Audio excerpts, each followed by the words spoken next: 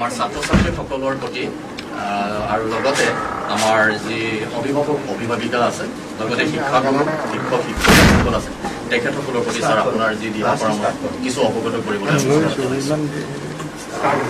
ছাত্ৰ ছাত্ৰী বন্ধু বান্ধৱী আজি আমি জ্ঞান বৃক্ষ নামে এটা নতুন শৈক্ষিক চেনেল আপোনালোকৰ কাৰণে বা তোমালোকৰ কাৰণে আৰম্ভ কৰিবলৈ ইয়াত আহি উপস্থিত হৈছোঁ। মোৰ লগত অসম চৰকাৰৰ ৰাজ্যিক শিক্ষামন্ত্ৰী ভৱেশ কলিতা ডাঙৰীয়াও আহিছে আৰু এই গোটেই চেনেলটো তোমালোকৰ বাবে অতি মৰমেৰে উপলব্ধ কৰোৱাবৰ কাৰণে গোটেই ব্যৱস্থাপনাখিনি কৰি দিয়া প্ৰাগ চেনেলৰ স্বত্বাধিকাৰী পৰিচালন সঞ্চালক সঞ্জীৱ নাৰায়ণ ডাঙৰীয়াও আমাৰ মাজত উপস্থিত আছে আৰু সৰ্বশিক্ষা অভিযানৰ মিছন সঞ্চালক কল্যাণ চক্ৰৱৰ্তী ডাঙৰীয়াও ইয়াত উপস্থিত আছে। এই চেনেলটোৰ জৰিয়তে আমি কেবল টিভিত এই চেনেলটো দেখা পাম। এই চেনেলটোৰ জৰিয়তে আমি একেবাৰে বুনিয়াদী পাঠ্যক্ৰমৰ পৰা দ্বাদশমান শ্ৰেণীলৈকে বিভিন্ন পাঠ্যক্ৰম আমি তোমালোকৰ বাবে লৈ আহিম। অভিজ্ঞ শিক্ষকসকলে খুব সুন্দৰভাৱে প্ৰতিটো পাঠ্যক্ৰমৰ খুব সুন্দৰকৈ শিক্ষাদান কৰিব। অসমৰ আটাইতকৈ অভিজ্ঞ শিক্ষকসকলৰ ভিতৰত এছাম লোকক আমি নিৰ্বাচিত কৰি লৈছোঁ। তেওঁলোকে সকলো বিষয়ৰ এটা এটাকৈ ইয়াত পাঠ্যক্ৰম তোমালোকৰ বাবে উপলব্ধ কৰোৱাব আৰু মই ভাবোঁ যে এই লকডাউন বা শ্ৰেণীকোঠা বন্ধ থকাৰ সময়ত এই জ্ঞান বৃক্ষৰ জৰিয়তে যিবিলাক পাঠ্যক্ৰম উপলব্ধ কৰোৱা হ'ব তাৰ পৰা তোমালোক বহু পৰিমাণে উপকৃত হ'ব।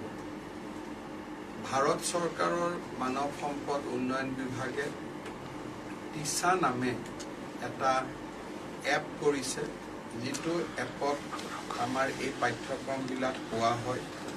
আমি এটা ইউটিউবৰ চেনেলো কৰিছোঁ অসম চৰকাৰৰ ফালৰ পৰা আৰু আজি আমাৰ এইটো এটা তৃতীয় প্ৰচেষ্টা যাতে তোমালোকৰ শিক্ষাৰ কোনো ধৰণে বাধাগ্ৰস্ত নহয় সেই দিশৰ প্ৰতি লক্ষ্য ৰাখি আমি চলোৱা প্ৰচেষ্টাসমূহৰ এইটো এটা তৃতীয় প্ৰচেষ্টা বুলি আমি ক'ব পাৰোঁ।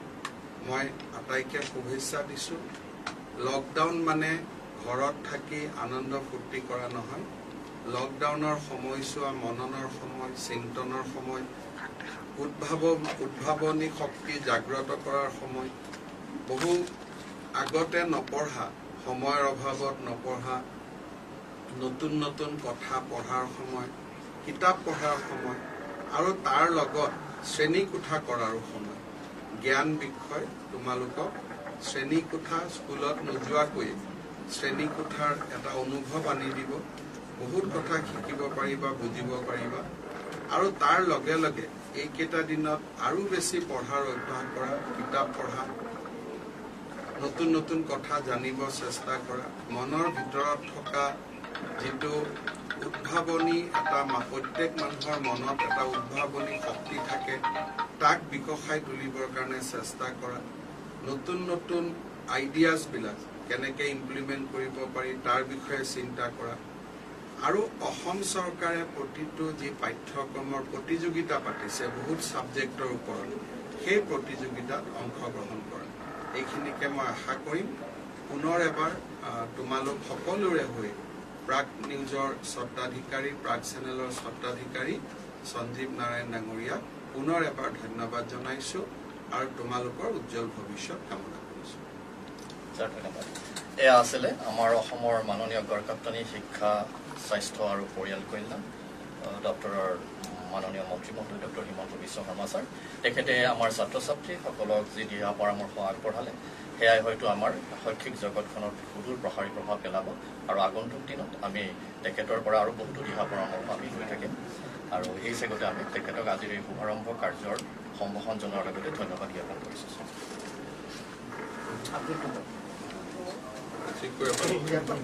আপনি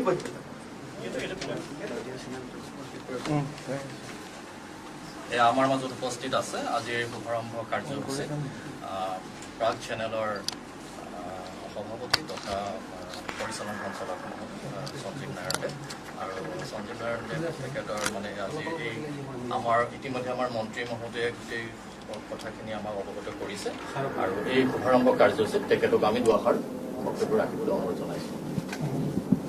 পোনপ্ৰথমে মই মাননীয় মন্ত্ৰী ডক্টৰ হিমন্ত বিশ্ব শৰ্মাক ডাঙৰীয়াক মোৰ আদৰ সন্মান জনাব বিচাৰিম। এনেকুৱা ক'ভিডৰ মাজত তেখেতে যি কাম কৰি আছে আমি চবেই দেখা পাই আছোঁ তাৰ মাজত